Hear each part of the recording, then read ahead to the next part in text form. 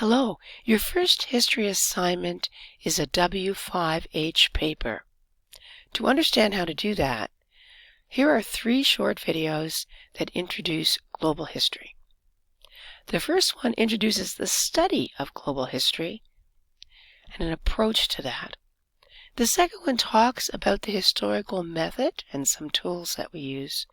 And the third one talks more about these tools and how you can use them to do history to prepare your projects.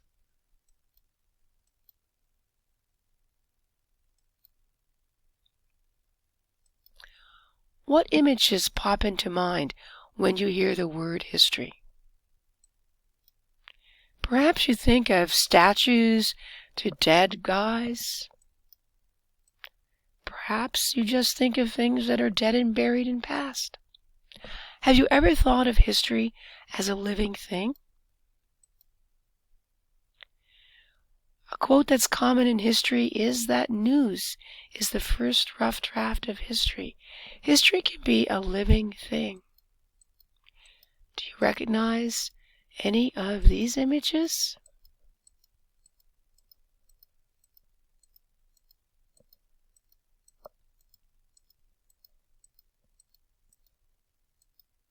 History's happening now.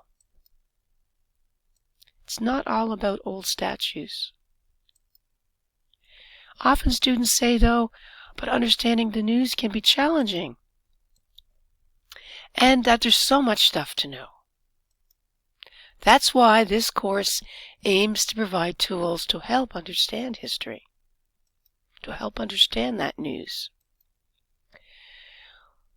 We do need to know some background, but we can't study all global history in one small course. In this course, we're going to concentrate on topics to help us understand our present situation. We're going to look briefly at the Industrial Revolution. We'll take snapshots of peace and war in the 20th and 21st centuries. We'll look really quickly at social, economic, and political interdependence in the global village.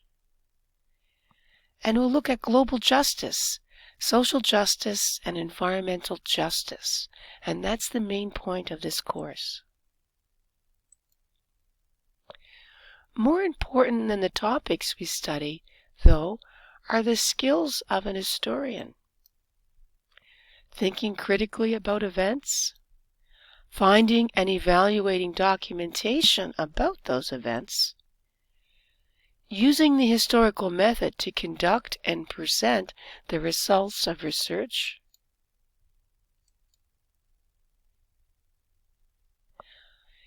George Orwell said, "History is written by the winners." Think about that.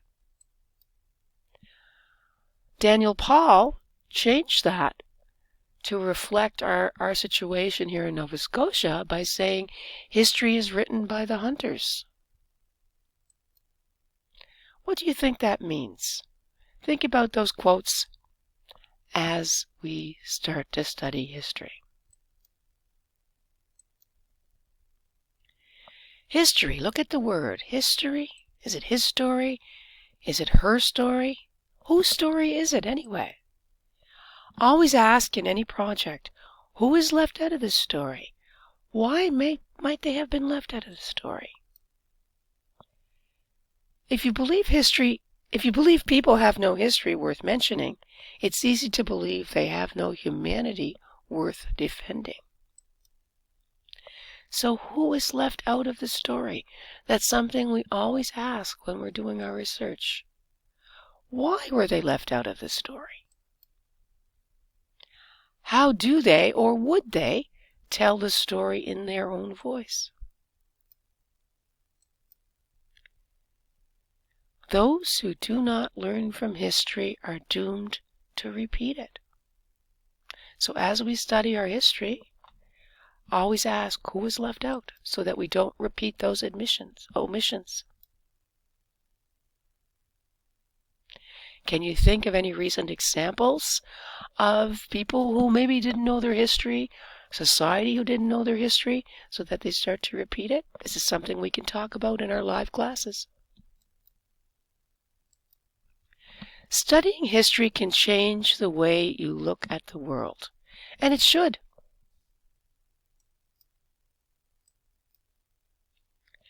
Some students say, but history and the news can be so overwhelming. If you think history will be depressing, remember this. It's a quote from a man named Howard Zinn, a 20th century historian, that kind of flipped the world over in the way his generation looked at history. Human history is a history not only of cruelty, but also of compassion, sacrifice, courage, kindness. What we choose to emphasize in this complex history will determine our lives. When you're doing your projects, you can study those stories of compassion, sacrifice, courage, and kindness. And remember this. John Lewis, the recently deceased civil rights activist from the States, do not get lost in a sea of despair. Be hopeful. Be optimistic. Our struggle is not the struggle of a day, a week, a month, or a year. It is the struggle of a lifetime. Never ever be afraid to make some noise and get in trouble. Good trouble, necessary trouble. The late John Lewis. If you think history will be boring, remember this. For most of this course, you pick your own topics in these areas. Peace and war in the 21st centuries, global interdependence, environmental justice and resource management, the global search for justice. Those topics can be interesting. They can be relevant. A final quote from poet Seamus Heaney. History says, don't hope on this side of the grave.